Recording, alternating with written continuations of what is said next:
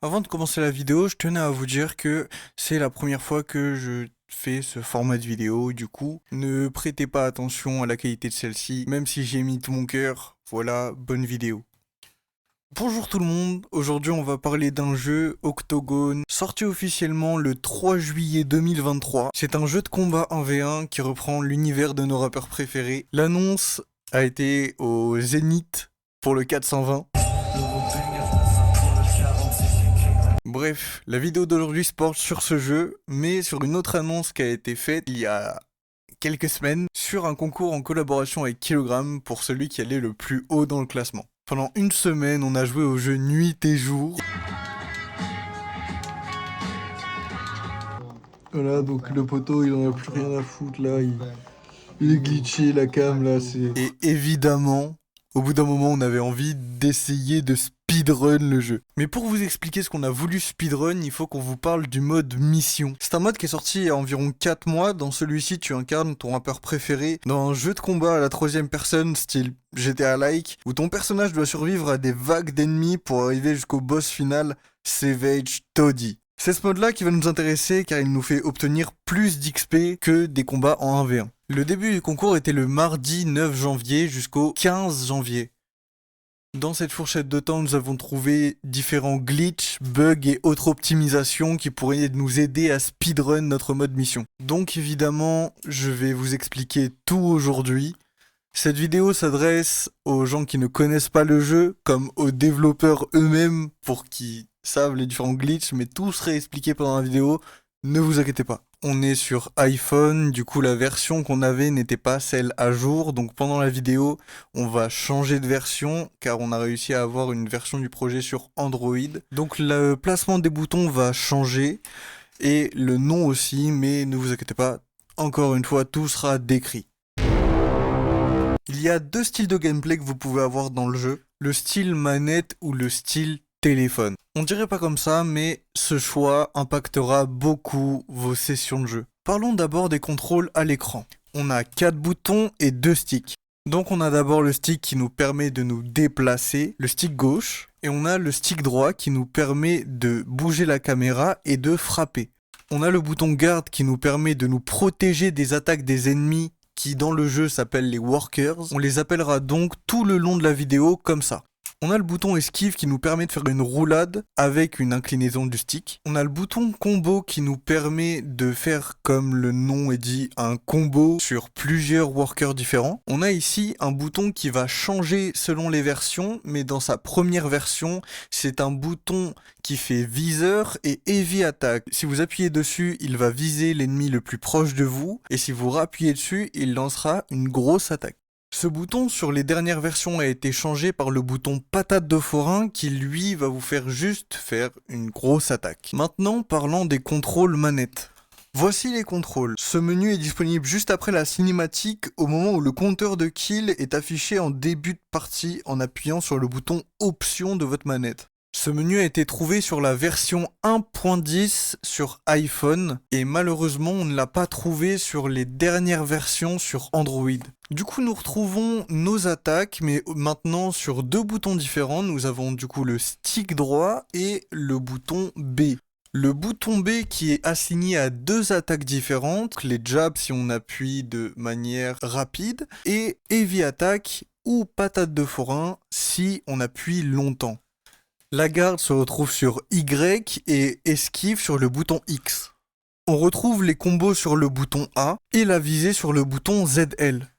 On a aussi des boutons supplémentaires qui ont été rajoutés uniquement sur la manette. On a d'abord la flèche de droite qui nous permet de lancer des boulettes de shit. Et on a aussi la gâchette ZR qui nous permet de faire une option qu'on a vue nulle part ailleurs, les laser eyes.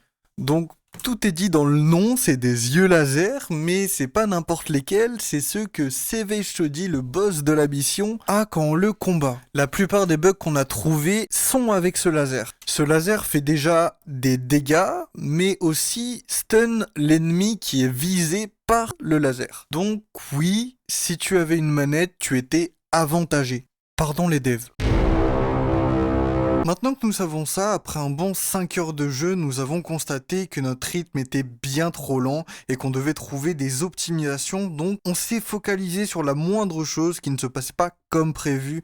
Essayez tant bien que mal de les analyser. Voici un schéma des 2 salles présentes dans la mission. On va les utiliser comme support. Commençons par la première salle. Dans cette salle, nous retrouvons 5 ennemis différents. 4 workers normaux et un worker avec un couteau qui a plus de vie. Quand on finit la salle, ça nous active une petite animation de la porte qui se déverrouille. Et ensuite, on doit aller dans une zone d'activation qui nous active une cinématique qu'on peut ensuite passer. Ce qu'on trouve long, c'est la cinématique d'ouverture de porte. Il nous arrivait parfois de nous téléporter sans faire exprès. Après réflexion, on a compris que c'était avec la zone d'activation de la cinématique, la zone de trigger.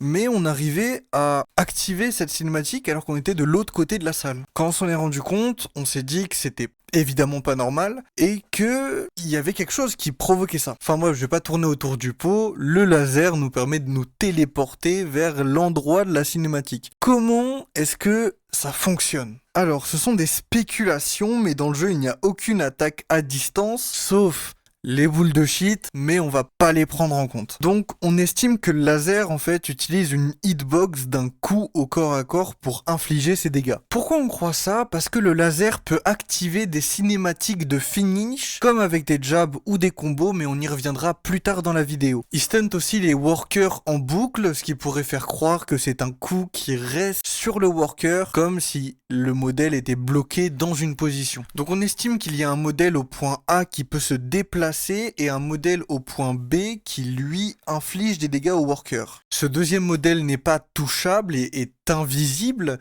mais il peut activer des zones de trigger et des zones d'activation de cinématique. Et c'est exactement ce qui nous intéresse. Ça veut dire que si on pointe le laser sur la zone d'activation de cinématique de la première salle, on va pouvoir directement passer à la deuxième avant même que la cinématique de l'ouverture de porte puisse se faire. Ça nous fait gagner énormément de temps et en plus de ça, c'est facile à faire. Bon, il faut qu'on parle d'un des plus grands mystères sur le jeu qu'on a trouvé à ce jour. C'est un glitch qui nous a beaucoup aidé, mais qu'on a très peu réussi à comprendre et on ne peut faire que des spéculations sur son fonctionnement. Commençons au début. Quand on fait une partie classique, on se rend compte qu'une des choses qui prend le plus de temps, ce sont les cinématiques de finish contre les workers. Après plusieurs parties, j'ai réussi à désactiver ces cinématiques, mais sans information de comment j'ai pu faire ça. Donc j'ai envoyé un message au dev. Yo les G, j'aimerais bien faire un speedrun du mode mission, mais je voulais savoir quelle était la probabilité que l'animation de finish se passe. Si c'est 100%, j'ai déjà réussi à les cancel, manque plus qu'à savoir comment. Ça se lance de façon random, mais si tu la déclenches par une patate de forain, il y a un bug et tu peux la cancel. Je suis dessus là, ça sera fixe dans la journée. Au moment où on a eu le message, on n'avait pas encore le bouton patate de forain, on était encore sur la version iPhone avec la Heavy Attack. Donc on n'a pas tout de suite compris le message. Donc de notre côté, ça ne nous a pas vraiment aidé sur le long terme et on a dû faire nos armes. Donc on n'était pas trop avancé. Après 10 heures à jouer à 2 avec le Big K, on a commencé à comprendre quelques infos qui nous permettaient de faire le cancel à presque toutes les parties. Faire un combo ou faire une heavy attack ou une patate de forain en laissant activer le laser et toucher plusieurs workers en même temps. En gros, ce qu'on essaie de faire, c'est de lancer plusieurs animations en même temps pour que le jeu ne puisse pas les charger et reste dans cet état. Dans cet état un peu de « est-ce que je suis dans une animation ?» Il y a une règle à suivre pour ne pas réactiver les animations. Ne pas utiliser les jabs. Pour tout le reste, les animations ne seront pas activées. Le combo devient dévastateur et ne déclenche du coup aucune animation. La heavy attack aussi, mais c'est plus dangereux d'utiliser car le bouton sur la manette est le même pour faire une heavy attack et un jab. Et le laser évidemment ne fait plus d'animation non plus, ça sera d'ailleurs la méthode la plus utilisée car elle est constante et implique peu de boutons à utiliser. Maintenant, place aux glitches qu'on a trouvés qui ont moins d'utilité. Si on fait ZL, donc viser plus X le bouton d'esquive, on peut faire l'animation de roulade en boucle et si cette technique est maîtrisée, elle peut être très utile en speedrun pour aller plus vite. On a décidé de la mettre dans cette catégorie car nous ne l'avons pas maîtrisée, nous ne l'avons pas vraiment utilisée tout le long de nos sessions. Si on appuie sur le bouton option durant la partie, le menu s'affichera mais il vous sera impossible de le retirer à part en redémarrant l'application. Avec 60 heures de jeu combiné, le BK et moi-même avons réussi à se hisser sur la 2e et la 3e place du podium. Merci à Kilogramme, merci à Octogone de vous avoir fait un concours comme celui-ci. Merci à vous d'avoir regardé la vidéo. Bonne soirée.